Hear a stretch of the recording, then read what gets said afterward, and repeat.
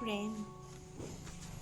Corona হৈ থকাৰ দিনতেই হঠাৎ এদিন সন্মুখীন হ'লোঁ এযোৰ নতুন চকুৰ সৈতে।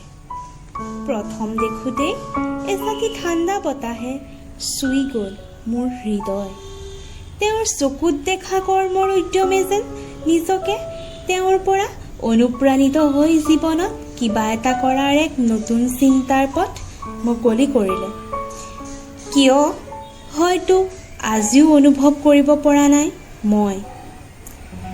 যিহেতু কৰোণাই বৰ্তমান ব্যক্তিৰ চকুজুৰি চোৱাৰহে অধিকাৰ দিয়ে, সময়ে মোকো তেওঁৰ চকুজুৰি চোৱাৰহে সুবিধাকণ দিলে। চকুজুৰিয়ে যেন কৈ গ'ল সেই নতুন অনুভূতিৰ এখন বিশাল আকাশৰ মৌসনা কথাবোৰ। নাজানো কিয় এতিয়া যেন কাষৰ পৰা এবাৰ তেওঁৰ হৃদয় স্পন্দন শুনাৰ প্ৰবল হেঁপাহ। প্ৰতিষ্ঠিত এজন ব্যক্তিৰ বাবে মোৰ অচিনাকি চকুজুৰিৰ মূল্য কিমান মই নাজানো, কিন্তু তেওঁৰ চকুজুৰি মোৰ বাবে বুকুৰ একোণত জিলিকি থকা এক নতুন অনুভৱৰ এযোৰ তৰা হৈ সদায় জিলিকি ৰ'ব। এতিয়া আশাৰ ক্ষুদ্ৰ জিলিকনিত জীয়াই আছো মই, জীয়াই থাকিম।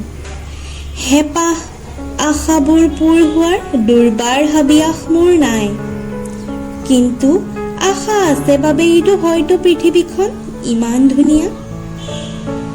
তেওঁক বিচাৰি হাবাথুৰি নাখাওঁ, কিন্তু তেওঁৰ সৰল চকুজুৰিয়ে দি যোৱা আশাৰ সেই চাকি গছো নুমাই যোৱাৰ অনুমতি হয়তো হৃদয়খনক কেতিয়াও দিব নোৱাৰিম।